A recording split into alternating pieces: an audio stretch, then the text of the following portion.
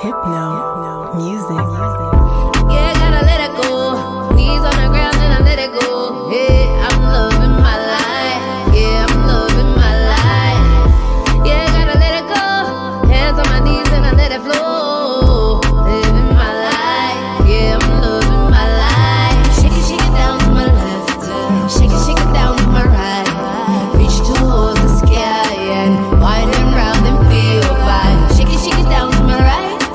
Shake it down to my left. Cause I'm feeling blessed. Feeling at my best. So yeah.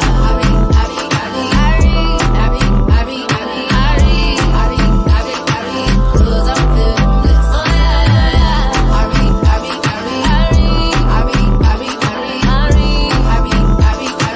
Cause I'm feeling blessed.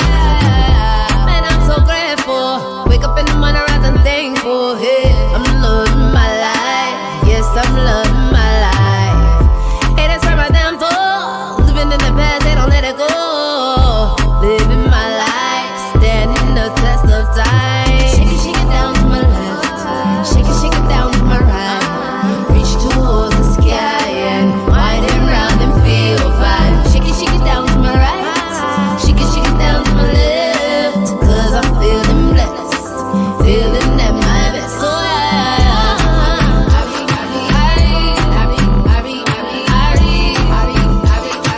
Cause I'm feeling blessed. So yeah.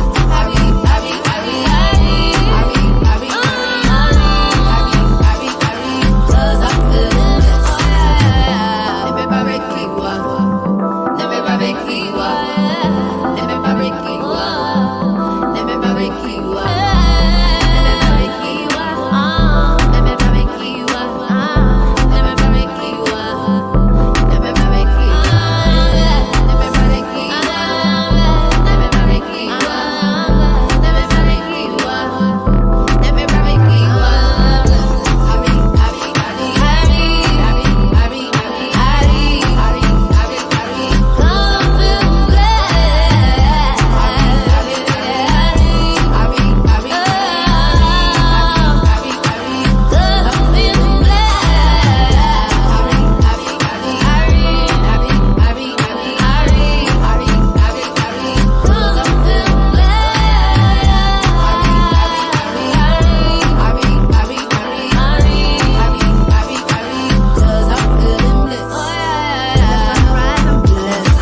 When the sun down, I'm blessed. When the moon shine, I'm blessed. When the moon down, I'm blessed.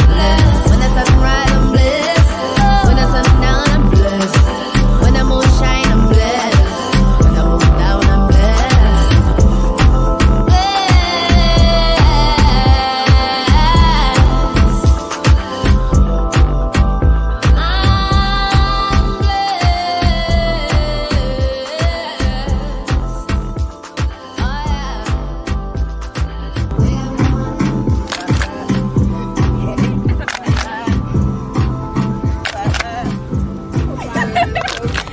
all right.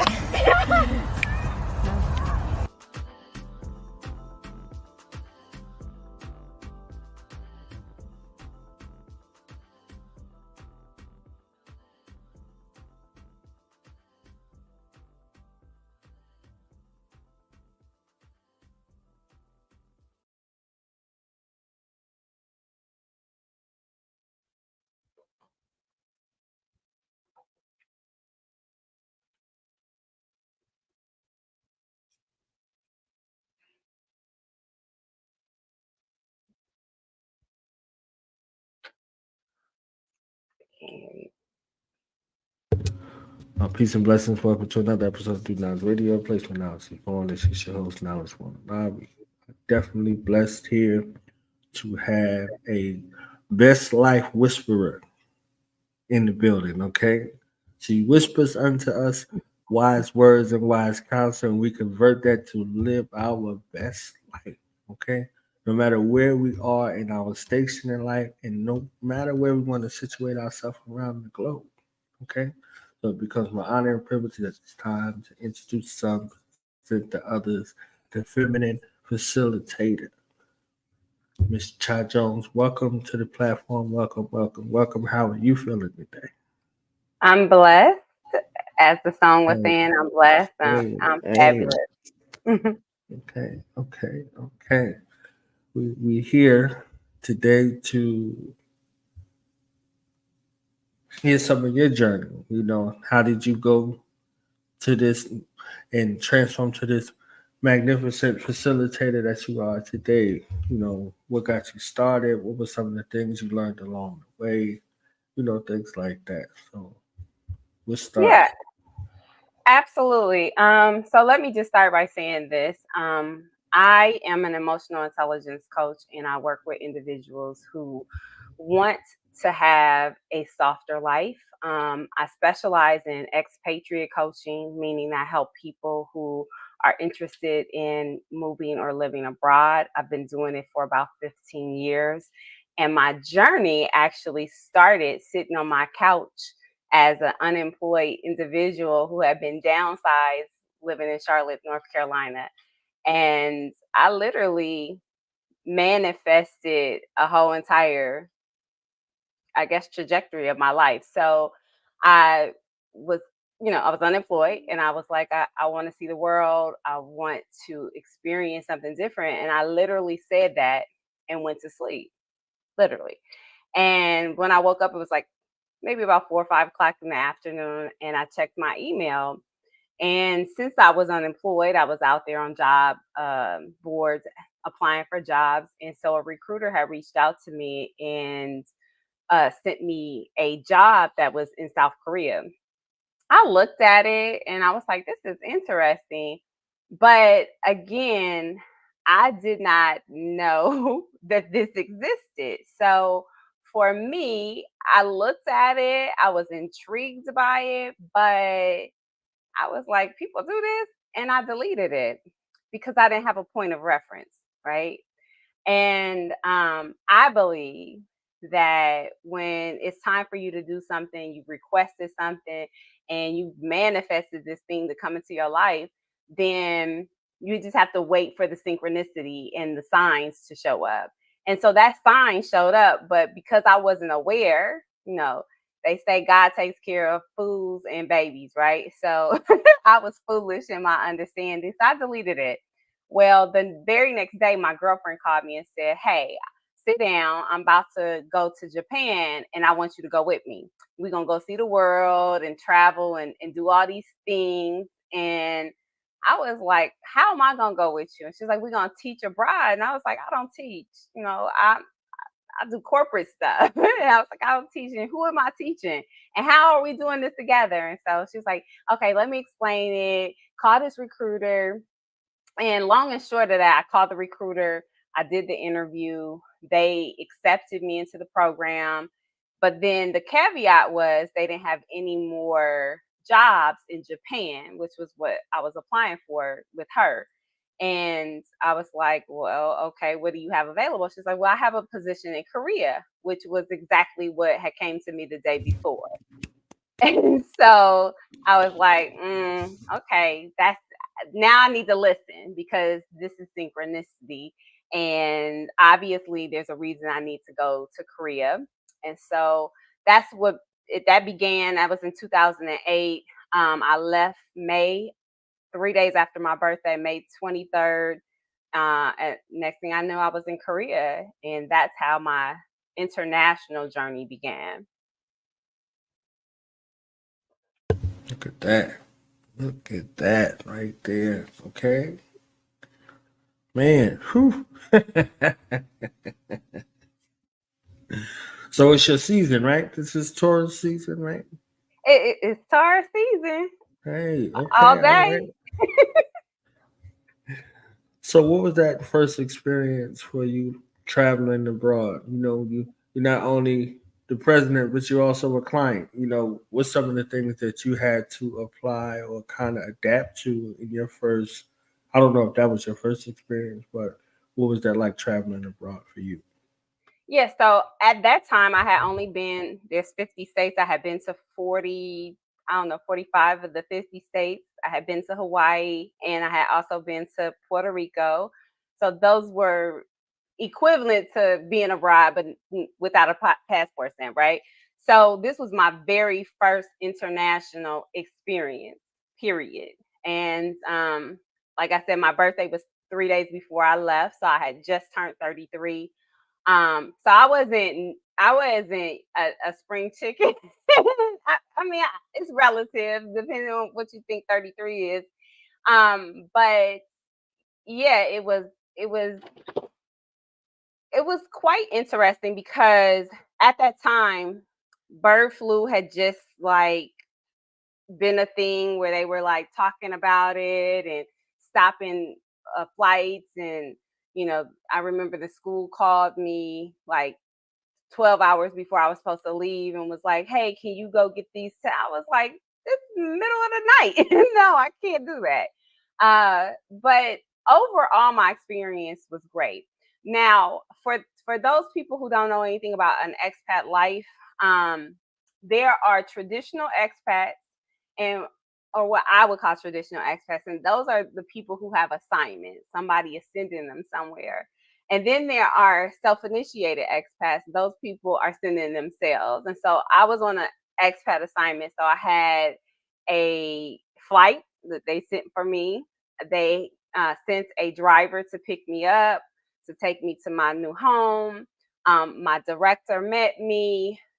What I didn't know at the time was I was being quarantined. They set me in an apartment with no instructions, no nothing, and left me there for a few days. It was like 3 or 4 days. And it was I got to improvise because they did give me some food. They gave me some pots and pans and things. But I was sitting in a basically just a apartment with a little single bed, and I could hear everything around me, but obviously I didn't speak the language. So I just kind of like made up stories. The one thing that was left in that apartment, because that was a temporary apartment, and I don't even think they knew that the internet was still on, because the internet eventually cut off like 2 or 3 days after I was there. But basically, I just logged on to Facebook and just kind of started having conversations with people who were in my Facebook feed. And this is like at the beginning of Facebook, so it wasn't like millions and millions and millions. Well, I guess it might have been, but it wasn't like it is today. Because this was the beginning aspects of social media. Like we didn't have smartphones. I had like a little flip phone when I got there. Um, but overall, the experience was great once I got on the soil and started moving about. Like literally in 3 days, I was had got me a subway map and had went to a whole section to meet some people. And again, I didn't even have a phone at that time. I met some people and we went to a concert. And they were like, how long have you been here? I was like, oh, 3 days. They were like, what? You navigating like this? I can read. so so I literally just jumped, 2 feet in and began the process. And so for me, when I tell people, especially new clients that are coming and they're kind of fearful, remove the fear and do it anyways. Have an experience. This is a journey. There's not, you can redefine and define yourself along the journey as many times as you like. That's the great process of this thing we call life. And so just love it and indulge. It gets scary sometimes, but that's because you perceive that something's going to happen that isn't going to happen. But if you perceive something great's going to happen, great things start to meet you on the journey. The people show up, they're supposed to show up, the situations, the resources, all of that. And so that's how I looked at life, and that's how I advise other people to look at life if you're going to go on this journey.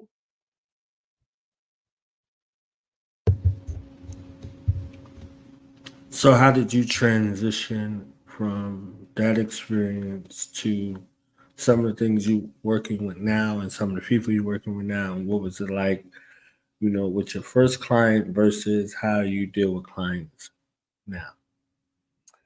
Well, So I did 3.5 years in Korea. I was teaching at a university, and the university asked me to create an intercultural program. And I didn't even know what an intercultural program was, because when I first arrived in Korea, nobody gave me an intercultural program. They didn't tell me nothing about the culture. What I learned on YouTube. And again, YouTube was in its infancy, right? So it wasn't a whole lot, but I got to connect with people. And then through Facebook groups, I connected with like have a group called Brothers and Sisters of Seoul or South Korea. And I just started connecting with people, asking questions and things like that. But once I was working at the university and they told me to create this course, I just had to go research and figure it out. And I started learning. I was like, oh, I went through that. I understand that. And that I didn't know at the time was the beginning of this whole expat journey. Now I was already a certified life coach, and I hadn't picked a niche. And I literally had became I had a certification in life coaching, general life coaching, as well as emotional intelligence coach. And I was doing emotional intelligence coaching at that time, via the internet. And so I didn't see any of this coming. I just walked through it. And so after 3.5 years of being in Korea, I had went on vacation and came back to the US. And the day before I was supposed to go back, I had already signed my contract and I was going back to do my fourth contract, and I was in a head-on collision. So that shifted and changed the trajectory of my life. And while I was sitting in my pain, I started asking, like, okay, what's next? What's next? And I went ahead and went to grad school. And in grad school, I studied intercultural communications, with service leadership and management. And then I also studied international education, because I was like, well, I'll make this really broad so that I have options. And that's kind of how I shifted into expat coaching and doing the work that I currently do now, because I took that, I created a nonprofit for women who are expats. And then I started working with individuals and became an expat coach, because that was the work that I was doing. And that's how the shift began. But again, it wasn't something that I went out seeking. It kind of came to me. I opened the door. And now, because I was in the US, and I got a consultancy with a relocation company to start doing intercultural training. So I was working with Fortune 500 companies, and I still do, that were sending people abroad. And I would go in, do the intercultural training for the individual who was going. If they had family, then I would work with the spouse and the children to help them get ready for this new journey that they were going on. And so that's how I started getting clients in the expat area through relocation, right? And then years later, it's because it's been several years, I then transitioned back into corporate and was doing more learning and development, as well as the expat coaching. And then I had a child. And about a year and a half after I had my child, I was like, okay, I can't do this America thing anymore. I'm ready to go back abroad. And I then became a self initiated expat, and I moved to Mexico. And I was in Mexico for 3 years. And I, you know, worked with individuals who were trying to get their visas and things like that. And so that's kind of how my my original journey morphed into something else. Do y'all hear this richness? Okay. Do y'all hear this richness? All right. I just want y'all to hear the richness. Okay. Around the globe, abroad, anywhere, and the fearlessness. So she's not just saying, okay, you know, just it'll be all right. Like, no, no, no. She put herself through an extensive space of being comfortable, being uncomfortable. You understand what I'm saying? Being comfortable, being uncomfortable, and helping folks along the way. I think that's amazing. I don't know how many folks you read it to say, well, that's you. You got to be a strong son because I couldn't see myself doing none of that. You understand what I'm saying? But I think this is an amazing story right here. A very amazing story. So you're there, and how was the shift in between? What did you find any commonalities? Because you out here in South Korea, you come back stateside, then you like, all right, I'm going to Mexico. You see what I'm saying? Like that kind of shift, and you know, what did you find it difficult to adjust in one place versus the other, or was there some kind of commonality, or how was that experience for you? No, it wasn't difficult. There were difficult moments. There are challenges, and the expat life is not for everybody. It's not for the faint at heart. It will challenge you. It will shift you. You come back with a new perspective. And there is a training I train people on repatriating back to wherever they came from, because even though you are from a place, once you go somewhere and you experience life, you are changing, you're shifting, the people at home are shifting, you come back and you like, I don't know you, you don't know me, I don't do that, I don't do that no more, and so people are like, oh, you different. And yes, I am. I've had so many life experiences, and it can be daunting because it's almost equivalent to like a nervous breakdown or like depression, because you're oftentimes people are expecting, when I come back home, I'm coming to something that's familiar, right? I know this. I've been in America. I lived in America for umpteen years, right? Or I lived in this state for umpteen years, and this is where I'm from. So I'm going home to something familiar. However, that's not the case, because you have changed. The people who you know that you used to hang around have changed. Time didn't just stand still for either one of you. It kept moving. And what we do is we make the assumption that, oh, I'm going back to something familiar.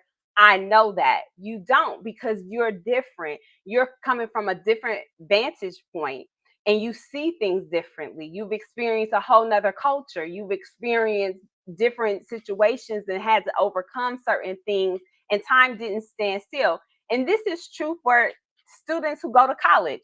You go off to college, you come back home, and you like, all right, I'm home now. And everybody's not receiving you the same way because they think you brand new. Oh, you got your education now. You real smart. Well, I did go get an education. I did come back with a little bit more knowledge, so I'm gonna act differently because I have a different perspective. I've learned something. I've had different experiences. I had different friendships, and so those same friendships that I used to have may not fit anymore. It's not congruent. And so you find that you have to go through those experiences, and that's called life, right? But if you're not expecting that, it can be very daunting. And what I would say is that it's a process. It doesn't make you better or worse than anybody else. It's just, I'm different now. You're different. We're both different. We've both grown and had experiences. And so I don't think that I really had challenges adjusting to Korea or Mexico. And the important part was that I created a tribe once I got to wherever I was going. And I had people who were familiar. Like, I hung out with people who were from the States. I hung out with people who were from Korea or from Mexico. But for the most part, whenever you get into your own groove, wherever you are, you'll find your people, that you'll attract the people who are like you. And then you create a tribe of, a familiar faces and experiences, and you tend to do the things that you were doing at home, until you have to like shake that up and say, you know what, I came here for another experience. I'm going to do stuff that's outside of my comfort zone because I'm changing and I wanted an experience. I didn't want to just come and just, move from one location to the next and continue to be the same person. I want to actually shift. And that's important because I tell people all the time, because there are a lot of people who want to move abroad and they'll come to me and they'll say, I want to go here, I want to do this because I'm tired of this. And I just need a whole new life. And I'm tired of whatever is going on, right? But you take you wherever you go. You can't run from you. So if you irresponsible in the US, you're gonna be irresponsible wherever you're going. If if you're a messy person here, you're gonna be a messy person there. If you are a person who sits in the house here, you're gonna sit in the house there because it's you that's going. If you want to change, shift, create, develop, move fluently through life, whatever it is that you want to work on, you can shift and work on that somewhere else. And I try to tell people, imagine the life that you want to live. Imagine the things that you want to have that you currently don't have and put yourself there because that's what you can create somewhere else. You can become a whole brand new person. Don't nobody know you. They don't know what you have done. They don't know what you've experienced. They don't know what your failures are. They just know you as you introduce yourself and then how you continuously show up, how you become consistent in their lives, right? So that can be done. But if you're running from something, you'll run right into what you are. You can't outrun you. So it's important to understand that part. But as far as the challenges are, you're gonna have challenges in life. It's just how you adapt and deal with them. And so I don't think that you should be fearful of that. You should just move through and cultivate the life that you want to live.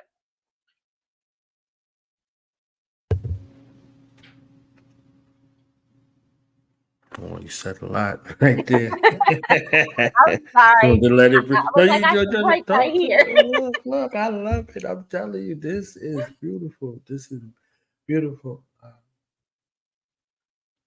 So, how did you begin the process of documenting your journey and then extending your particular journey, whether it was speaking, whether it was writing, whatever the case may be, to kind of be a space for you to begin to speak out to people and attract more clients?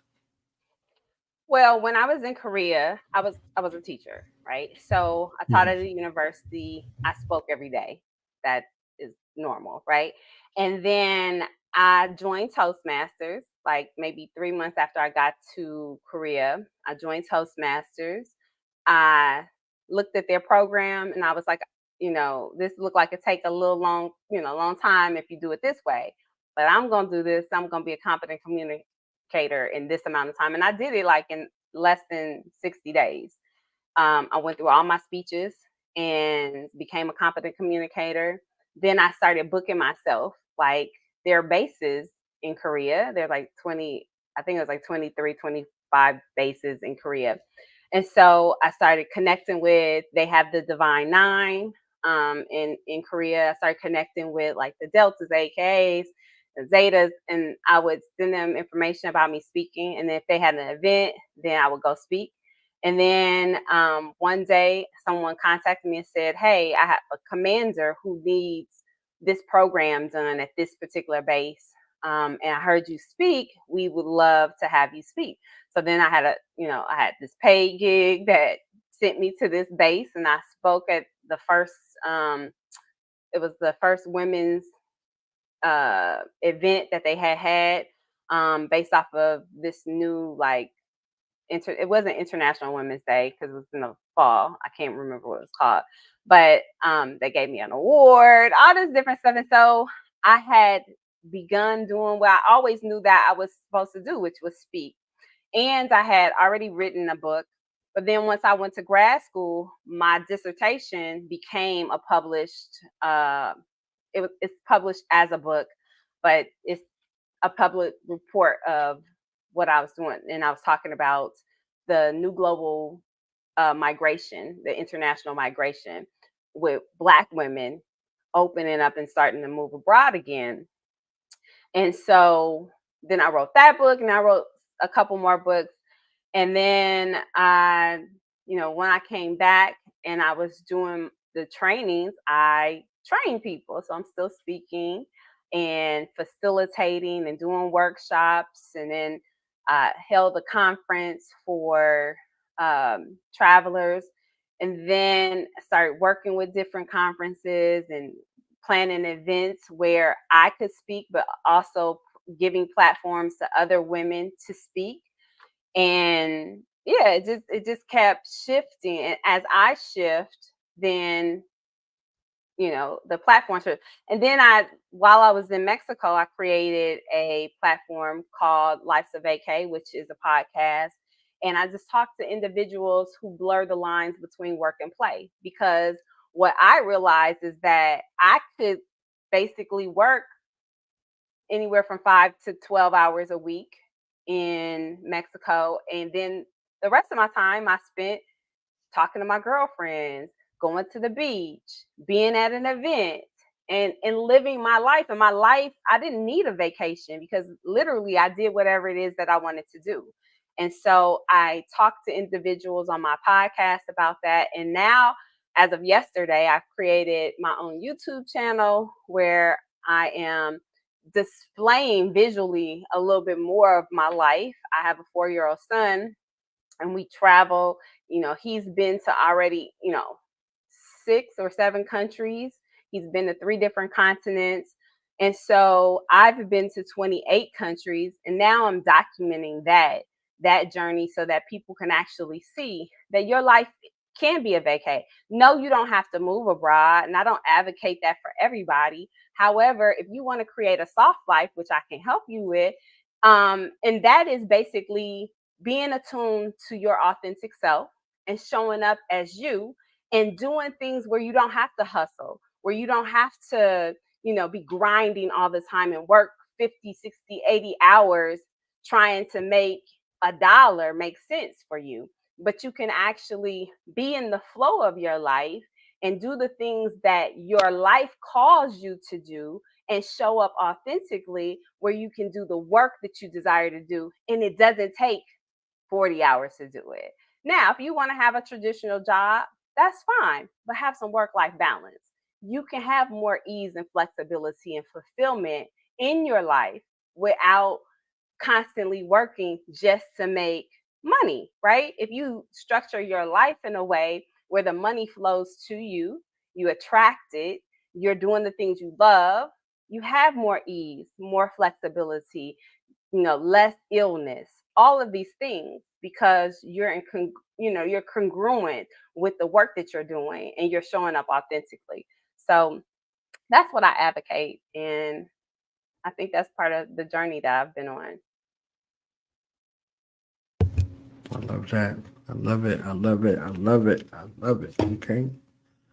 So let's talk about the author journey. We talked about the traveling journey. We talked about the speaker journey. We talked about what was necessary to bring about a shift in thought in you, and then how you utilize those skills and leverage those skills to create a space to shift, have that shift in thought in others. Now let's talk about this writing journey. Okay, look, y'all hear her. Okay, I just want y'all to hear what's going on. Okay, she got a lot going on. And we barely scratched the surface on the greatness. So let's talk about the writing journey. How long have you been writing, and what was the catalyst for you to begin to write your books, and what was the story you wanted to tell, and how did it change or pivot throughout time? So, I began writing as a little girl. Um, I wrote my first book that was essentially published, because it was printed in several copies. So I was, and I say several copies, maybe 10, 15 copies. Um, but I wrote a book when I was in the 5th grade. My teacher uh, allowed us to write chapters in this big book, and then we printed them. And so it was all self-published, but self-published for fifth grader. And so that was my actual first book. And at that time, and I didn't even realize, so I looked back at the book, I still have it, it's about this thick. but it had a title, it had all the little things, and I actually drew like I was an artist. I was like, what? But like really beautiful pictures. And so that began the process. But then, if you don't continue to do something, you kind of like let it fade. But as a child, I had a learning disability. So it was difficult, and my learning disability was infused with dyslexia, and then like a comprehension issue where if I read something, because I'm a cuffs baby. So I'm Taurus and Gemini. So it's like three different people inside of me. And so the communicator and the Gemini aspect of me is the writer, the speaker, the business part of me is the Taurus part. And so I think at that time I was learning different things about who I was. And I knew that I did not want to be labeled with a learning disability. So I manifested myself out of that label. And I knew it was going to be challenging because my imagination is on overdraft. Like I can come up with 50,000 ideas. And when it came to reading, I was intelligent. However, when it came to reading, the comprehension and remembering what I had just read, I could read one line and about the end of it, I was like, I don't know what I read. And they asking me questions about what I read. I don't know, because I started thinking about the fairies and all these other different things, right? And so I knew I had that challenge. And as I was getting ready to go into seventh grade, into junior high, I didn't want labels. I wanted to show up as myself and be accepted and not be taunted because I had this learning disability. So I started reading books, and I would challenge myself to read it, and to, if I had to keep reading it over and over, and maybe I only got to a paragraph in an hour, whatever, I continue to do that. And it got stronger and stronger. And so I started writing essays. But what I would do is I would remember the first part, and then I would read the end, and I would make up the middle, and I would write these essays. And I told myself the caveat for being able to do this, to get papers written in the week span time I needed, because I had assignments due, is that I challenged myself to go and made myself go back and read the book fully. And what I realized is that what I had imagined happened in the middle, based off of reading the beginning and the end, actually happened, right? And then I got better at it, and I got faster at it. And then I could read the full book, write the report, and keep it moving.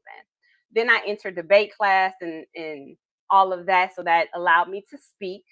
Um, but then I realized that I was a good poet. And so I would write these poems, but at that time I didn't know I was writing poems. Like I knew they kind of rhymed, and I would be mad. I would write my diary, and then I would throw it in the trash. Well, many years later, when I got to be like 24, I used to go to coffee shops, and there would be poets, and they would get up and they do spoken word. And I told myself, I'm gonna do that. This come Friday, I'm gonna do that. And I eventually did that, stood up, and then I started getting better at that, right? And it was a challenge. And then I became a really good poet, and I started traveling poet. I was a traveling poet. I would go to different cities and speak, do spoken word, and I would write. And then this time I started keeping my poems, right?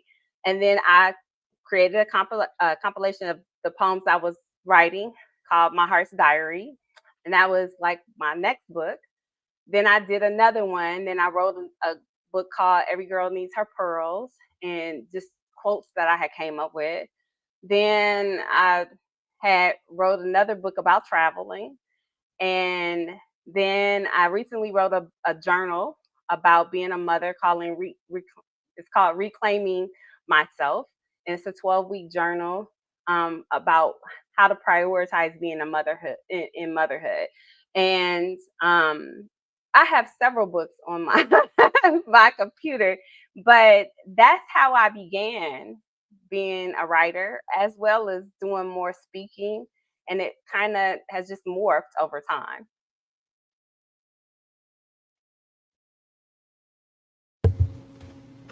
It's amazing. So you born in the week of the 20th, right? On the 20th. Yep. Okay. You know who you share a birthday with? I'm the day after Malcolm, and Right. I share the same home place as Malcolm. We're both from Omaha, Nebraska. But the Mm-hmm. 20th, I don't. Buster Rhymes. Oh, okay. But did I know that? I did not. You did. You did. You did. It's not good. I just want you to see like the week from the 13th to the 20th. You got Stevie Wonder,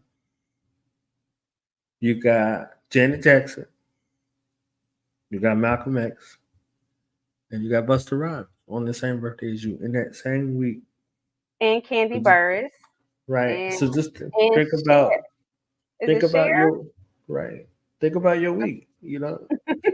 Think about your birthday week. Okay, look, it's something serious. Okay, it's something serious. You are destined to be where you are doing what you do. You know, so it's right there. It's a divine plan. Yes, definitely. So this podcast, uh, life is a vacate. What was it like for you to start that? And I see some folk over here, some phenomenal folk. How did you go about setting this up and reaching out to people to book them for your platform? And what's that journey been like for you? So along my journey, I started a PR company when I was 24. I bought a house. I bought a house, and then 3 months later, quit my job. Started this PR company, and um, or maybe I don't know. It was in my 20s, and so I went and I started doing events, and I would do conferences and things like that, and I learned how to reach out to people. And so there was once upon a time, I think I came back from Korea and I had started a blog talk radio, but you know, um, the the Gemini consistency part don't always be working out for me. So like I'm a jack of all trades. I deal with human design when I'm dealing with my clients, and I'm a manifesting generator. So we're the jack of all trades. So we can learn things really quickly, but then we also be like, okay, I learned that, I'm done. I'm gonna keep it moving. And so I have learned many different things in my life, but they all are quite they all kind of merge together and they make sense. Like, oh, I do events. That's the creative aspect of me. And I can speak at those events, right? Or I'm helping other people speak at those events, but it gives me opportunity to teach, facilitate, do all those things. And so what happened was I just started, when I decided I was going to do this, because I had a conversation with one of my girlfriends in Mexico. Her name is Janita, wonderful lady. She's so fabulous. She's also a coach and an author. And we were sitting down talking, and she asked me what I had did the day before. And I basically was like, oh, I went to the beach. I did this, I did that. And she's like, oh, like a mini vacay. I said, girl, my life's a vacay. And that's how it was born. And I went home and I was like, oh, I could talk about this. And originally I wasn't going to interview people, but then I started writing down like all the people I know, and I know a lot of celebrities. Because I put on events and done things, and I had to contact them to be on events. Plus, I know a lot of travelers who I know do a lot of different things, just being in the lifestyle that I have. And so I started reaching out to all the people that I know. I made a list of like, okay, I know this celebrity, and I'm 2 degrees from this person and that person. I made a list and I started contacting people, and literally I had in 2 weeks, I had the first season and half of the second season done, recorded. Only thing I needed to do was edit and move forward. So we're at my third season. We're about to go into the fourth season. The fourth season will morph a little because I'm changing, and it will kind of line up with my YouTube channel, which will actually be the visual aspect of it. And I'll talk a little bit more about traveling and how my life is a vacay. I'll show people like the things I get to do, when I can wake up, when I choose to go to sleep, how I'm raising my son. So yeah, that's how Life of Vacay actually was formed. So it went from a mantra to a movement, huh? We still moving. That's what I'm talking about. That is what I'm talking about. I'm very happy for you. I'm very excited for you, and rooting for your expansion or however you see fit. I think it's amazing. Um, we didn't talk about your niche, so I want to end with your niche, and I want to end with some tips for first time travelers. Since your niche is women, how do you navigate that and help them through the mindset shift with a lot of the things that are being publicized about traveling abroad? What were some of the experiences that you had, you know, with clients and that shift, that light bulb coming on and them kind of overcoming some of the negative propaganda that's out there and, some positive experiences as well. Yeah, so again, when I first got into this, a lot of my clients came corporate, right? So there's you don't have to convince them. They had to convince their spouses, but they're going with a job. And so oftentimes it's really easy. They're getting an assignment, and expat assignments are lucrative. Like that's some gravy, because you keep most of your money. Housing is paid for. If you have a house at home, that's what you're paying for, right? You're paying to maintain the life that you used to have. But if you like Airbnb that out, or you sell the house, or whatever you do with your current housing, then if you have a home that's being paid for somewhere else, that can be really nice. And so I didn't have to really convince anybody. I just basically showed up for the assignment and did the work. And I have different companies that kind of seek me out to do that work. And most of that is training and development. As an expat coach, I'm working with specifically people who already see, like, I want to move abroad. Either I'm retiring or I'm just tired of US politics and this, that, or other, and I want to shift. And so oftentimes they already have the mindset that I'm ready to go. I just need to know, what do I need to do to get my paperwork in order? And then I help them facilitate that as well. Um, Now, for people who have mindset issues, let's say you want a softer life, but you just don't know how to get there. You know that that's something that you want. I have been manifesting my whole entire life. I have a book about it. I have a whole manifestation journal, and I talk to people and tell them how you too can manifest whatever life you dream of. And so for me, it's easy to kind of walk people through that and coach them through that process, because I naturally manifest things. And so it's easy to help people look at the mindset and do certain things to shift that. So I often use different modalities like the human design. I look at who you are. Who did you come into the world to be? Let's start there. Let's start from your foundation. Let's look at that. Let's get you to shift into a place where you're doing that versus working against your own self, because we came into the world with a specific design that if you follow that, things become easy, right? And so that's one of the things that I've been able to help people do by shifting. And like I said, I literally, this whole process started with me manifesting based off of, I spoke something in existence, 4 hours later it came. That's how quick it can be, but you have to be in the right frequency, showing up, doing the thing that you need to be doing in your current life so that you can attract those things, because now you have a gravitational pull that's pulling towards you. So that's how I help people. So if it's training and intercultural training, I work with corporations to do that. I also work with people who are, getting ready to do study abroad. I come in to do some facilitation and workshops. Then I have other clients who just want specific training, but my niche is a combination of, because I'm an emotional intelligence coach, it's a combination of looking at your emotional intelligence and how you authentically want to show up in life, and then helping you design that life and create that life for you. But I do that whether you want to live abroad or not, because you don't have to. You can stay where you are and just create the life that you want to live.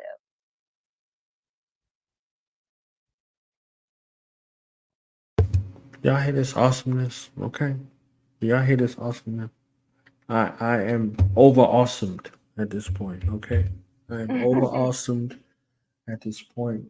Uh, I'm very thankful that you took the time out of your schedule to make this happen. This was a wealth of knowledge and motivation.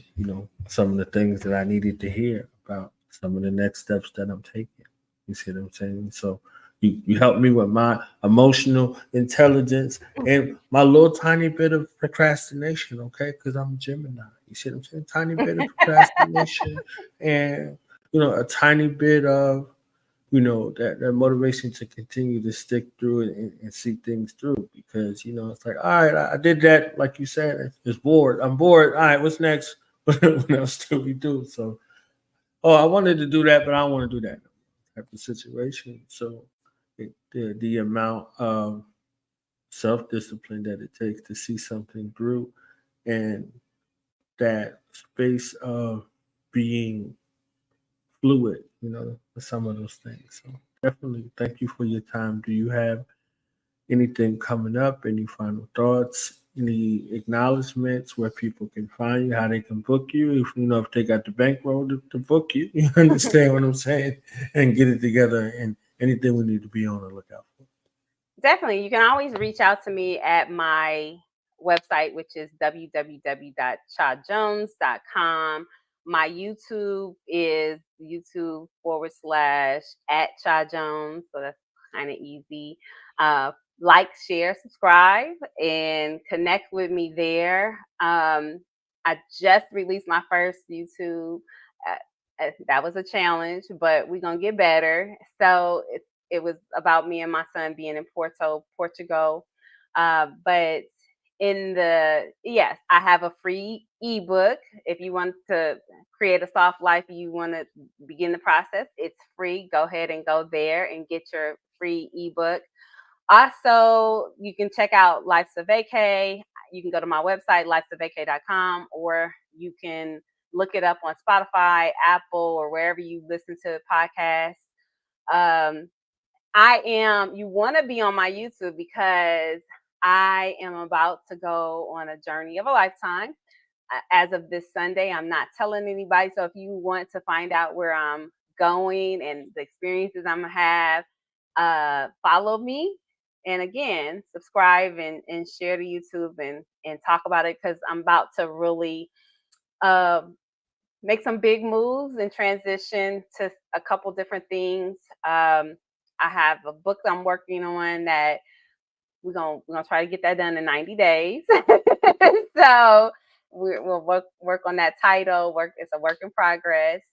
And then I also have a retreat that's going to be in Tulum. If you're interested in designing your soft life and you need to work in person, come on to Tulum. It'll be in October. You can find out on my website as well. But yeah, check me out. I'm on Facebook. I'm on Instagram. I don't really post on Instagram yet as much. I'm gonna get better at that. But I also have TikTok and all the things. I'll send you all the links and you can put it in the description. But I want to just say this to people. Life is about living. You know, you only get from the beginning to the end, which you don't know what that day is. And since you don't know what that day is, it could be tomorrow. But it's important that you live your life. I live by the notion that I don't want to leave nothing inside of me when I'm gone. When I'm gone, I want that to be the end, right? And so you have a lot of talent, skills, and abilities that you're living with. And I encourage you to take the assignment, show up, do the best.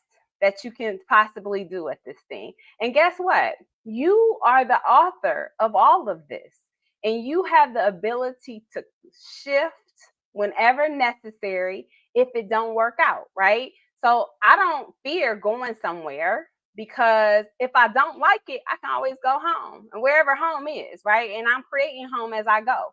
So if you are contemplating a move, contemplating a relationship, contemplating a new job, contemplating leaving a job, contemplating having a child, or whatever it is that you want to do in your life, you can live your best life if you remove the fear, because fear is false evidence appearing real anyways. It's nothing.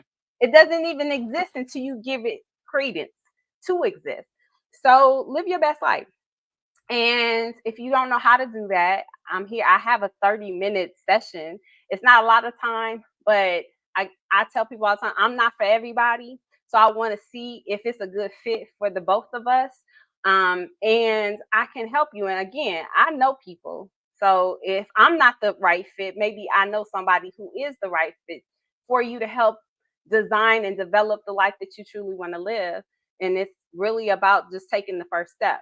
And when you take the first step, the next step will reveal itself, and you'll keep moving. And one step in front of the next step begins the journey. So.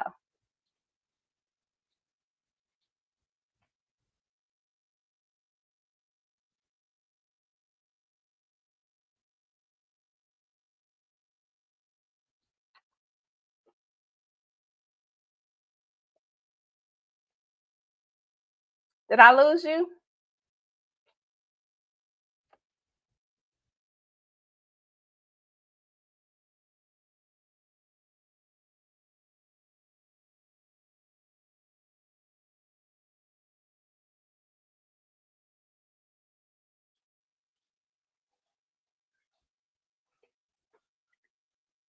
Well, definitely thank you for your time, for your love, for your jewels, for your energy, and everything.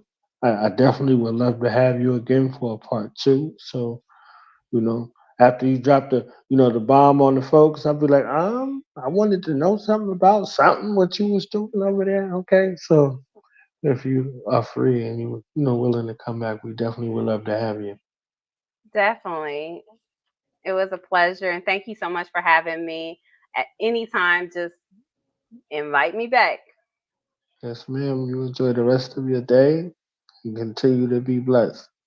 All right. Thank you. And thank you all for listening. All right. Priesthood.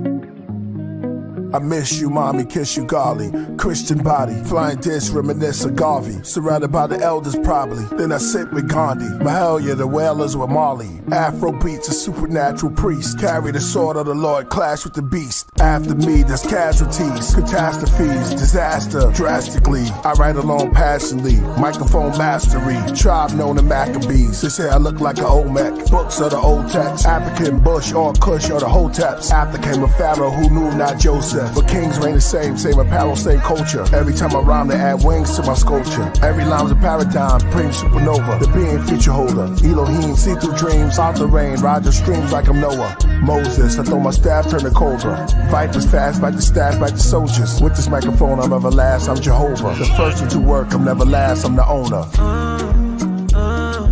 All of the things I'm talking, not the yeah. Try what you not do if you're not the fair. My mind they tell me to just like yeah. So come and help me, cause I don't pray.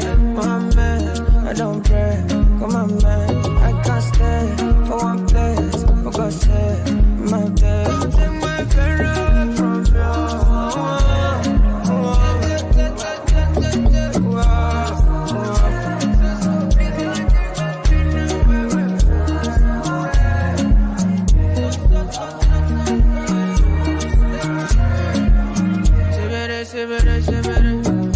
Talking shit, what the no get me? See you for forward, I put on my eyes, then shut my eyes, just good. I cry, I'm sure, got my red love. Believe me, I don't pray. commandment.